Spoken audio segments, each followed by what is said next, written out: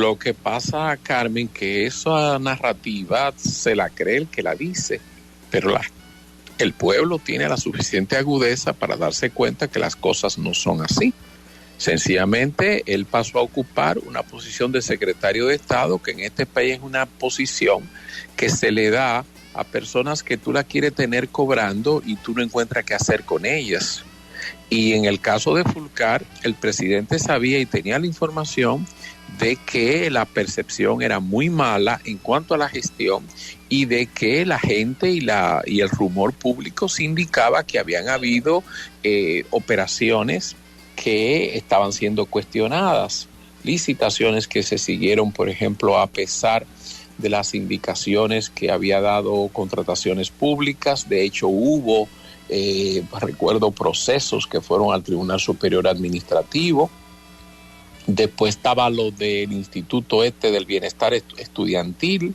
Después vino el escándalo de los libros en PDF, de los libros, los contenidos estos, y el famoso chofer Primitivo Santos. En fin, se fueron acumulando una serie de cosas, y entonces yo creo que con Fulcar, vuelvo y repito, se manejó mal, porque el presidente, ¿qué demostró el presidente? Que hay compromisos con Fulcar. Fulcar es una pieza muy importante, Carmen. Fulcar es un hombre que apoyó al presidente para ganar dentro del PRM y fue un asesor importante de él en términos de política. Lo examinamos la semana pasada. Y él ahora, claro, ¿qué hace Fulcar? Fulcar te dice, no, pero yo sigo estando en el gobierno, y es verdad que sigue estando en el gobierno. Pero no hay dudas de que su salida de educación vino por ese malestar y que el presidente no quiere ruidos, porque esos ruidos afectan su popularidad. Hay un proyecto mayor que es lograr la permanencia en el poder más allá del 2024, lo cual me parece totalmente correcto en términos políticos. Entonces, el gobierno y el presidente, quizá yo creo que le hubiese ido mejor destituyéndolo. No lo destituyó. Ahora Fulcar está en un proceso de reivindicación o de intento de lavarle la cara a la gestión con unas actuaciones de ir a la Cámara de Cuentas y de que proveer una serie de informaciones sobre eventos y situaciones que aparecieron en la prensa, y está haciendo lo suyo. Pero yo creo que si algo quedó evidente es que Fulcar es un hombre con el que hay compromisos. Por eso yo, cuando veo estas posiciones de ética pura, digo, bueno, pero eso es no conocer lo que es el mundo de la política. En el mundo de la política hay prescindibles y hay imprescindibles. Y tú lo ves, Leonel Fernández nunca se ha divorciado, por ejemplo, de Félix Bautista, ni tampoco de Víctor Díaz.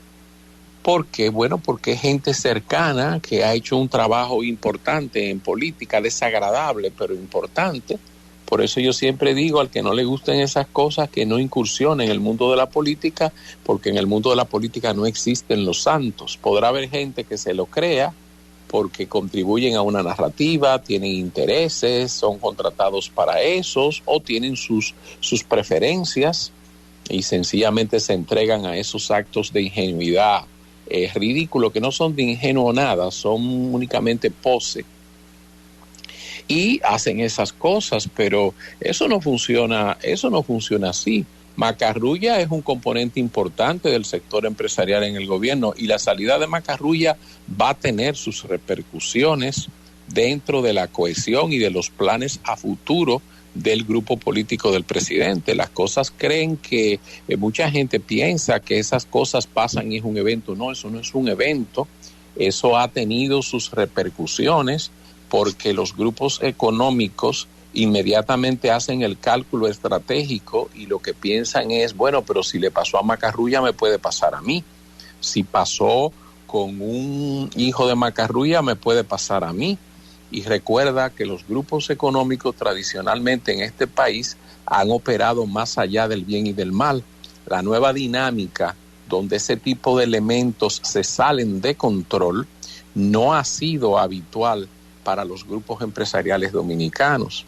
Entonces, aunque eso no se ha dicho, y eso no ha salido a la luz pública. Eso ha traído ciertas grietas y cierto malestar entre los grupos económicos que apoyaron y que entiendo de alguna manera todavía apoyan al gobierno, sin decir lo que tiene que ver directamente, sin mencionar lo que ya directamente tiene que ver con el señor Macarrulla y con el grupo al que él también pertenece, porque vamos a estar claro en una cosa, Carmen, al margen de cualquier consideración, a Macarrulla se le afecta a un hijo en ese proceso. Esas son cosas muy serias desde el punto de vista humano.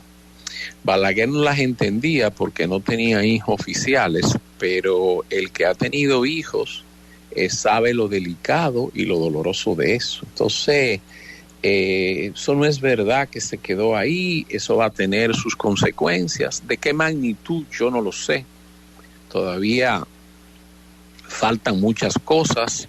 Yo sigo pensando que la reelección, sabemos todos que arrancó hace rato, pero la reelección va a depender de lo que pase en los próximos 2 años y todavía falta mucho trecho. Luis Miguel, quien lee la carta del señor Macarrulla sin contexto, o sea, quien la lee dentro de 10 años, dentro de 5, no sabe todo lo que hay implícito, porque su primer párrafo dice: cumpliéndose el próximo 16 del mes en curso 2 años de su mandato, periodo de tiempo en el cual me comprometí a acompañarlo de forma voluntaria y de acuerdo a lo pactado al inicio de su gestión, presento renuncia con efectividad al 16. Ahí no hay una narrativa odiosa para nada, ni dolorosa para la hoja de servicio del ministro, empresario y buen ciudadano Lisandro Macarrulla.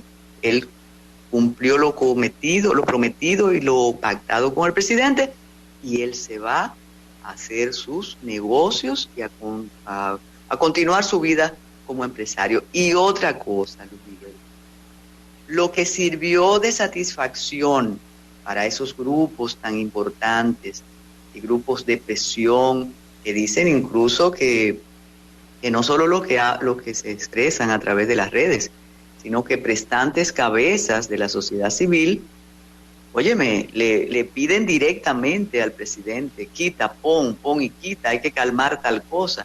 Entonces, esa calma o esa complacencia para esas demandas, lo que pienso, insisto, Luis Miguel, es que se desvanecen con estas evidencias, porque reitero, quien lee ese primer párrafo dice: no, pero Macarrulla está feliz y contento porque él le dijo: son 2 años, presidente, y ya se cumplen el 16.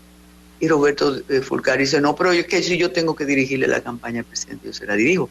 Entonces, es un poco morder y soplar, y es como para incautos, porque el efecto dura 24 horas y después se desvanece.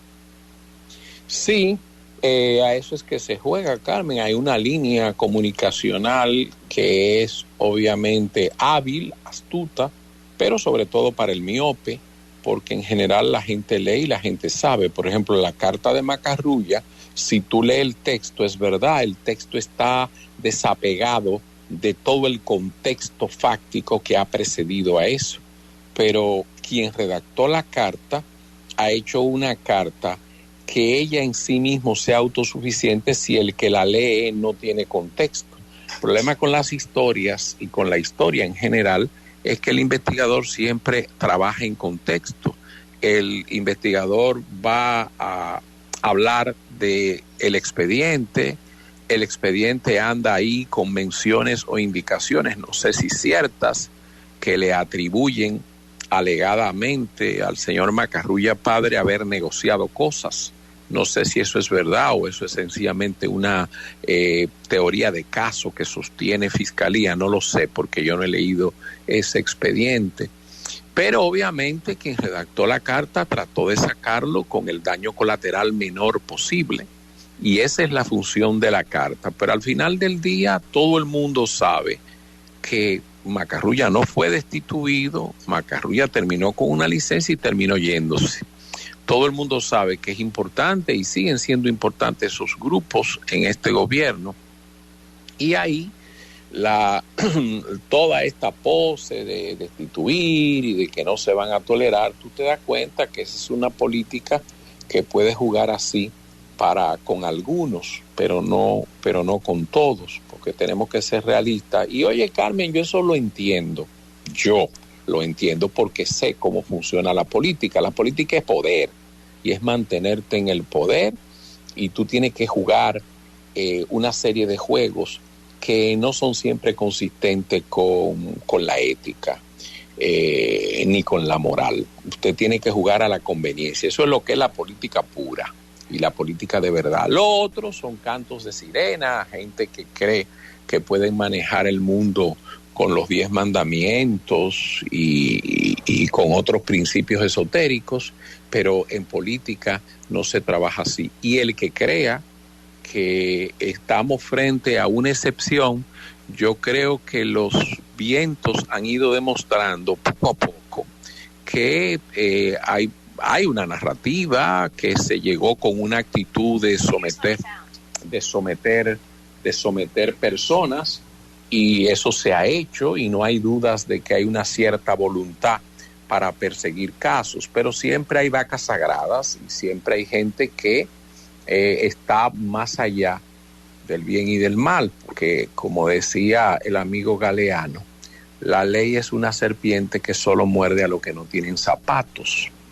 Entonces, yo la forma en que lo veo es así.